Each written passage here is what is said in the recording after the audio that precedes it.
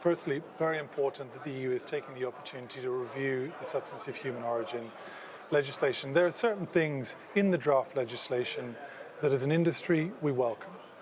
So we see recognition of the differentiation between whole blood donations for transfusion versus plasma for fractionation. We see recognition of the compatibility of compensation with the principles of voluntary unpaid donation. We also see recognition of the importance of some form of fixed rate compensation for donors. There are, however, areas of the legislation where we see opportunities for improvement to really enable sustainable sourcing of plasma.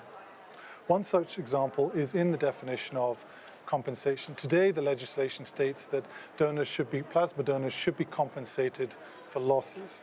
Now, given the frequency of donations, typically we're seeing between 20 to 60 donations in Europe for the average plasma donor, and the time taken to donate, it's roughly an hour when going through plasmapheresis, and this is different to whole blood donation, which is typically once a quarter for 15 minutes.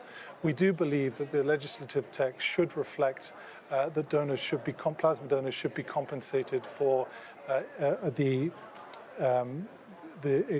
expenses and the inconveniences of donating. The other thing I would call out is that there needs to be recognition that plasma donation is safe.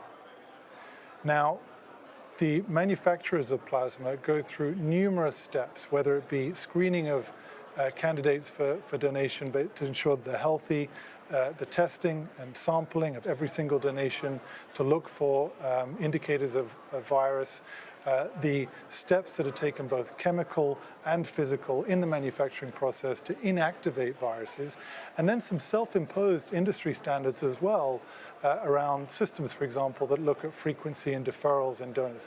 This results in a level of adverse events amongst donors that is literally 0.16%.